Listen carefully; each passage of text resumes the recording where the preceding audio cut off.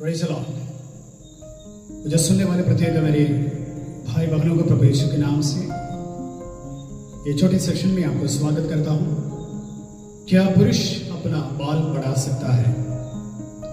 मसीह विश्वास धारा को रखते हुए एक विचारधारा को आपके सामने रखने के लिए आज मुझे समय मिला है। मनुष्य अपने बाल, खासतौर पर पुरुष अपना बाल बढ़ा सकता है, ये हमेशा एक डिबेट का कारण रह चुके हैं। अन्य धर्मों की बातों को मैं नहीं जानता, मगर मसीह धर्म के अंदर, विश्वास धारा के अंदर ऐसे कुछ रीति रिवाज, कुछ स्टाइल ऑफ लिविंग हमेशा डिबेट का कारण बन चुके हैं।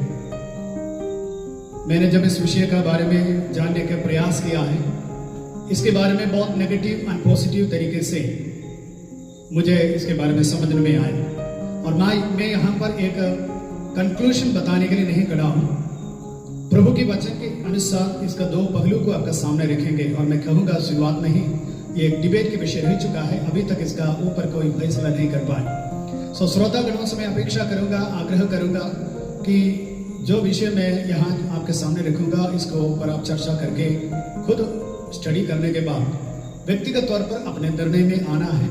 इसके लिए हम लोग जिम्मेदारी नहीं उठा सकते हैं, ये पहले बताना चाहूंगा। क्या पुरुष अपना बाल बढ़ा सकता है? प्रभु की वचन इसके विषय में क्या कहते हैं?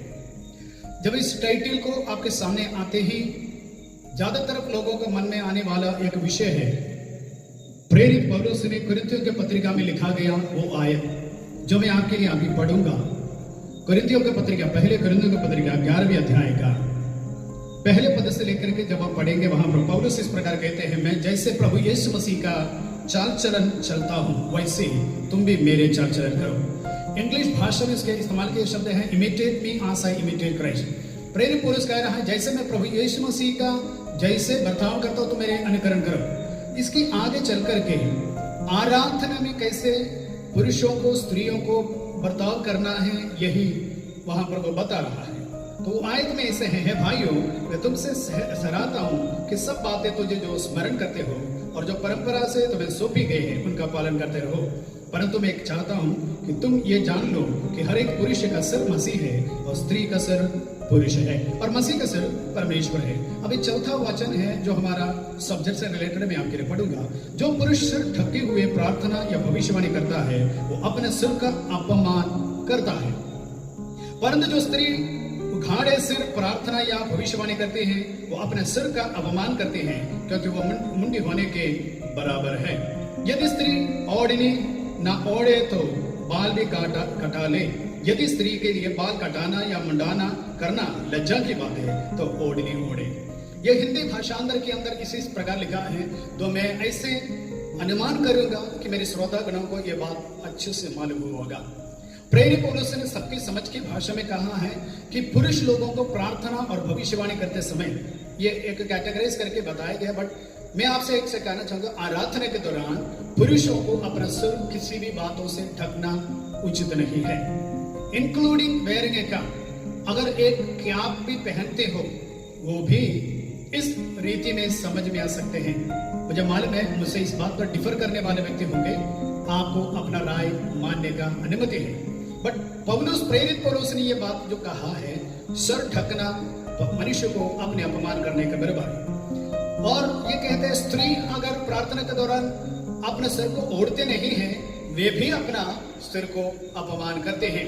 अगर उसको ओढ़ना पसंद नहीं है, अपना साल बाल मुंडवाए, ऐसे वो बात कह रहे हैं। सो बात क्लियर है मेरे प्रियो। प्रेरित पौलुस वहां जो बातें कहे, उसमें ज्यादा डुबकी मारने का जरूरत हमें नहीं है। It is so clear and evident that कि पौलुस ये बात कह रहा था कि पुरुषों को सिर ढकना उचित नहीं है। वैसे बाल की विषय में वो ये बात कह रहा था कि पुरुषों को बाल ज्यादा रखना उचित नहीं है। तो एक सवाल वहां पर आते हैं, तो पुराने नियम के बातों में परमेश्वर ने स्वयं इस बातों को बारे में बताया गया।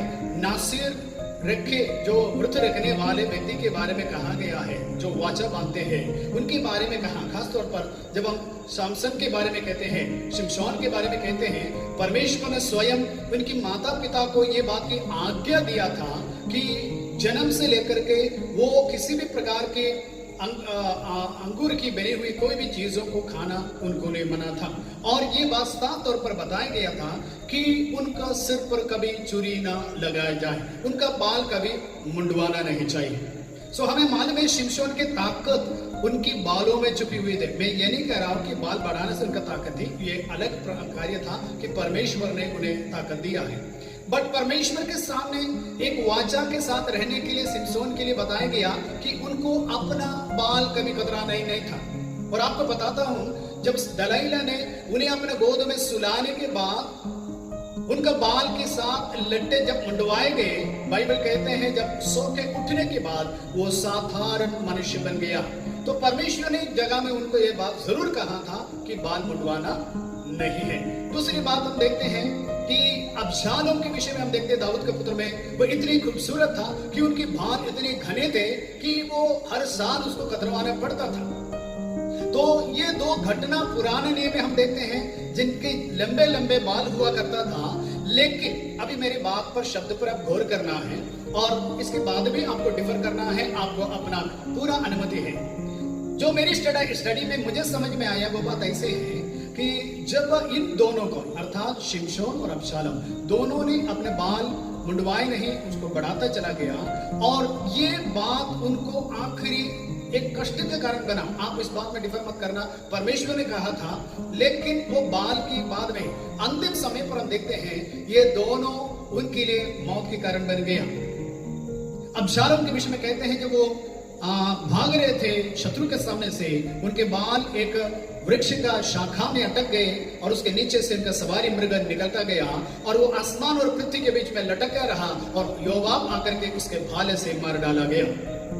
देखिएगा, मनुष्य के बाल बढ़ाना उचित नहीं है। यहाँ पर पौलुस कहने वाले शब्द ये हैं कि प्रकृति के तौर पर नेचुरली ये बात क्लियर होता है कि पुरुषों के लिए बाल शोभा नहीं देते, लंबे बाल शोभा नहीं देते हैं, अर्थात स्त्रियों के लिए लंबे बाल उनके लिए एक शोभा की बात है। तो आप सोच लीजिए कि आपको जिस बात पर भी डिफर करना रहा तो आप इस बात पर डिफर कर सकते हैं, लेकिन जहां तक परमेश्वर के वचन के मानना है कि बाल ज्यादा लंबा रखना परमेश्वर के वचन अनुमति नहीं देते हैं। लेवी व्यवस्था की पुस्तक, गिनती का पुस्तक हम पढ़ेंगे, वहां पर भी हम देखते हैं कि परमेश्वर ने आज्ञा दिया था कि हमारे बालों का जब ना ये बियाड की पार्ट है उसको भी हमें शेव नहीं करना था।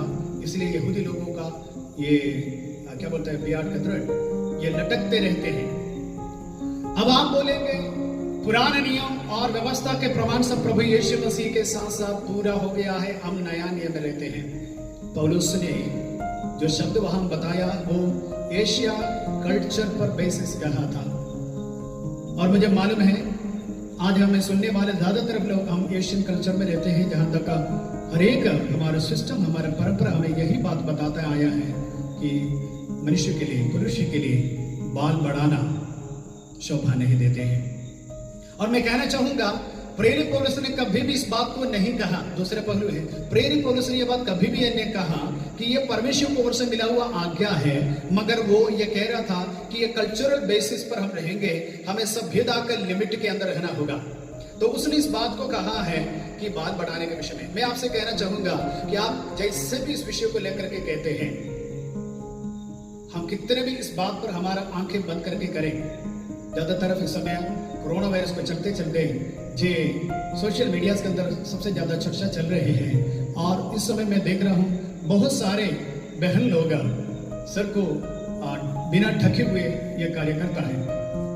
और परमेश्वर का वचन जब हम देखते हैं, हमें मालूम है पुरुषों के लिए सर ढकना जैसे बराबर बात बताया गया है, क्या है, उनका बाल बढ़ाना उचित नहीं है। इन शॉर्ट पौलुस ने सीधे सीधे इस बात का ये बात कहा है, बाल बढ़ाना उचित नहीं है। तो मैं आपसे कहना चाहूंगा, जब परमेश्वर के वचन में ये बात लिखी है, प्रकाशित वचन के अंदर ऐसे लिखा है, प्रभु के वचन के अंदर लिखी हुई बातों को उससे घटाना, उससे बढ़ाना हमारे आत्मिक जीवन के लिए सचमुच में हानिकारक है।